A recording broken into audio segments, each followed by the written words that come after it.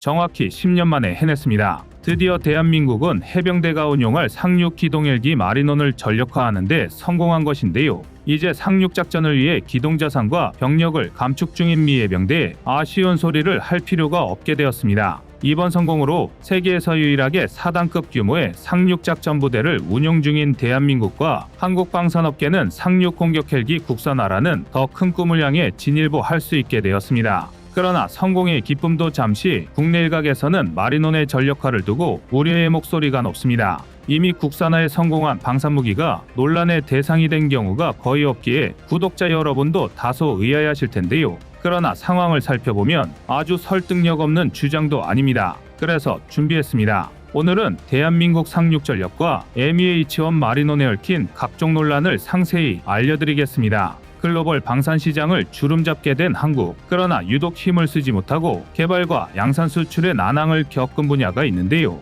바로 헬기입니다. 일단 기종 선정 과정부터 부정적인 반응이 많았고 아파치나 바이퍼 같은 외국산 방산무기를 수입하자는 의견에 힘이 실리기도 했습니다. 그렇게 표류하던 상륙 기동 헬기 사업은 2021년이 되어서야 무장형 마리논의 개발을 공식화했는데요. 논란을 무릅쓰고 국방부와 해병대가 국산화를 고집한 이유는 너무나 자명합니다. 일단 국산 무기는 개성 개조 및 정비 지원 등에서 복잡한 과정을 거쳐야 하는 수입품보다 유리할 수밖에 없다는 장점이 있습니다. 무기 체계에서 특히 항공기는 단순히 보유량도 중요하지만 얼마나 제대로 작동하는가를 따져보는 가동률도 매우 중요한 요소인데요. 마리논은 수리원과 공통부품이 80%에 달해 운용, 유지, 보수에 훨씬 유리합니다. 더구나 모든 방산무기가 그러하듯 개발 비용 대비 최고의 성능을 갖추기로 하고 비용, 기술 파급 효과, 국내 산업 발전에 미치는 영향 등 경제성도 고려하지 않을 수 없었죠. 이렇게 인고의 세월 동안 오랜 논란 끝에 탄생한 마리논 덕분에 우리 군의 전력도 상승 효과를 보게 되었는데요.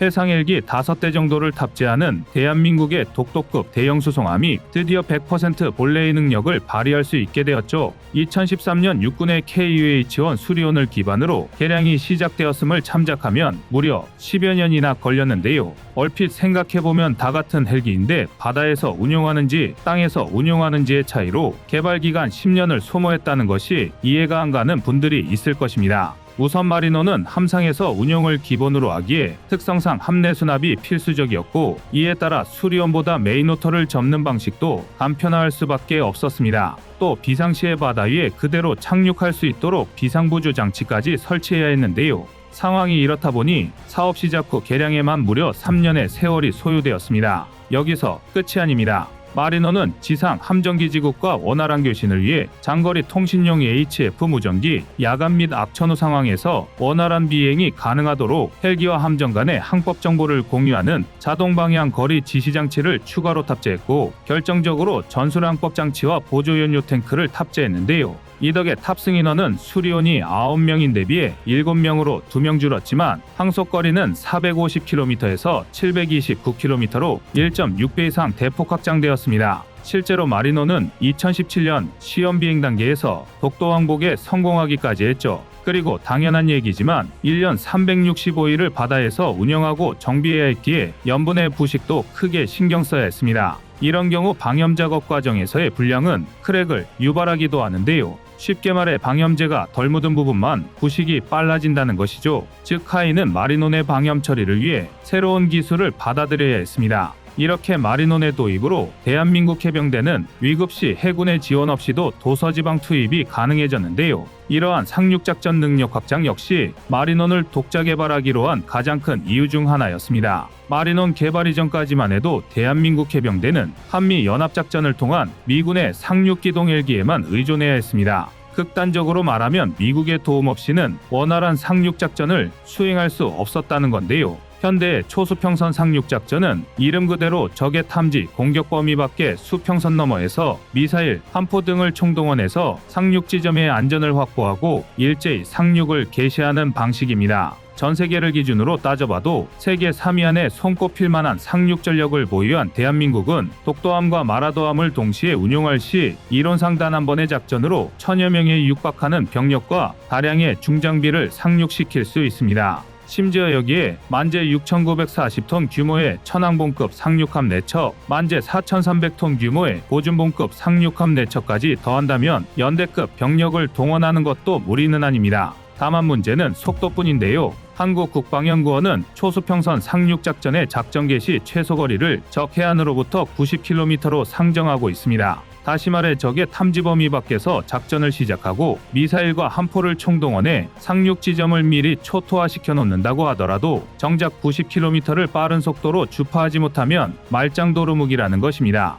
일례로 우리 해군의 솔개급 고속 상륙정이나 수상이동 속도를 끌어올린 KAAV-2 등이 바로 이를 위해 개발된 새로운 전력들인데요. 하지만 본대가 솔개급 고속 상륙정이나 KAAV-2로 빠르게 상륙할 수 있다고 가정한다면 천병은 이보다 훨씬 빨리 이동해야만 합니다. 그리고 이를 위해선 공지 기동 입체 고속 상륙 작전이 필수적인데요. 다시 말해 공중과 지상 양쪽에서 상륙 작전이 이루어져야 한다는 것입니다. 시속 262km에 달하는 마리논의 최고 속도라면 본대에 앞서 선발대를 상륙시키기에 충분한 속도인데요. 특히 가장 큰 걸림돌은 수송 능력입니다. 앞서 말씀드렸듯 마리논의 제일 목적은 상륙군 수송입니다. 이를 감안하면 수리온 9명도 절대 많은 숫자가 아닙니다. 그런데 심지어 마리논은 이보다 2명 적은 7명 수송이 한계입니다. 경쟁기종 중 하나였던 카모프 32 기반 상륙기동 헬기가 최대 18명, 평균 14명을 수송할 수 있다는 걸 생각하면 좋게 봐줘야 간신히 절반의 턱걸이하는 수준인데요. 물론 수리온을 기반으로 한 만큼 마리논의 도입 단가도 훨씬 저렴했고 유지보수도 용이했습니다. 하지만 이를 감안해도 수송 능력 제한은 불안한 요소인데요. 아닌 게 아니라 군 관계자들 사이에서는 오죽하면 벌써 마리논과 별개로 대형 상륙 기동 헬기를 추가 도입해야 한다는 의견이 나오고 있습니다. 미 해병대도 마리논급의 기동 헬기인 UH-1I와 동시에 V-22 오스프리, MH-53 등 대형 기동 헬기를 별도로 운용한다는 걸 생각하면 특이한 일도 아닌데요. 오히려 이처럼 사용처를 세분화할수록 작전의 유연성은 넓어질 수 있습니다. 그러니 상륙 기동 헬기의 국산화에 성공한 대한민국의 이제 남은 과제는 상륙 공격 헬기의 개발인데요. 상륙 기동 헬기가 빠른 기동으로 상륙 선발대를 적진에 투입하는 게 목적이라면 상륙 공격 헬기는 상륙 기동 헬기의 호역입니다. 이를 위해 수송 능력을 포기하고 대신 막강한 화력을 탑재하고 있는데요. 이를 이용하면 본대를 엄호하는 임무까지 담당할 수 있습니다.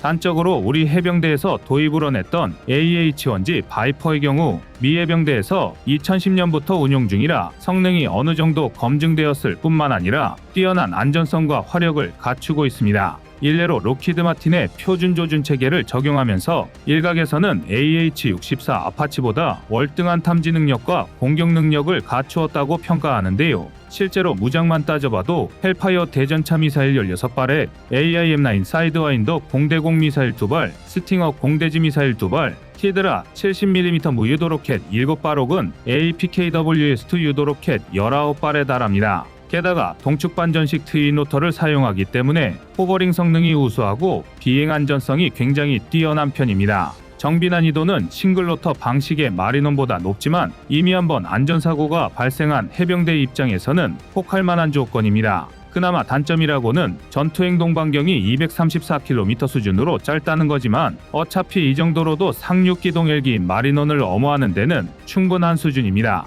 상황이 이렇다 보니 AH-1G 바이퍼를 두고 애초부터 수송용인 마리논을 굳이 공격용으로 개조하는 것이 효율적이냐는 반론이 나올 수밖에 없습니다. 이미 우리 군은 AH-64의 아파치 공격 헬기 36대와 AH-1G 바이퍼의 전신인 AH-1S 코브라 헬기 70대 등 106대에 달하는 외산 헬기를 운용 중이죠. 그러나 대한민국이 언제까지나 외산 무기와 외국 병력에 의존할 수는 없습니다. 단적인 예로 미 해병대의 구조조정은 벌써 10년째 이루어지고 있는데요. 미군은 항공모함과 대형 강습 상륙함은 물론 전차, 자주포, 중장갑차를 하역시설 없는 해안에 신속히 양육할 수 있는 자산을 모두 갖추고 있는 세계에서 유일한 국가입니다. 그러나 효율성과 경제성을 들어 미 해병대의 체질을 바꾸었고 기본적인 임무였던 상륙부대 화력 지원 임무를 포기하기까지 했습니다. 이는 우리 군이 한반도에서의 비상상황 발생 시 또는 미군의 헬기 전력에 전적으로 의지할 수 없다는 뜻이기도 한데요.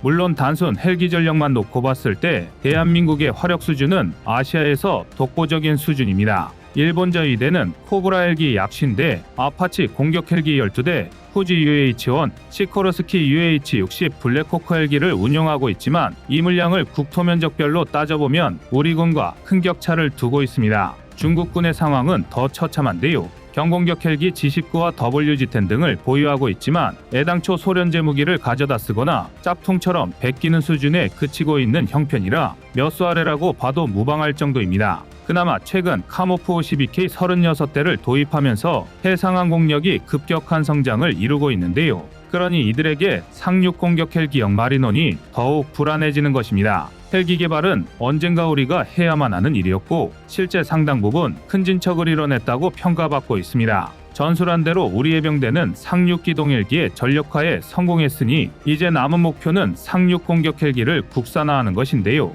이 과제가 달성되어야만 진정한 의미의 상륙 전력 완성이며 어떤 임무도 안수해내는 끝판왕 해병대의 모습을 볼 수 있을 것입니다. 여러분의 생각은 어떠신가요? 이상 꺼리튜브의 두 번째 미션이었습니다.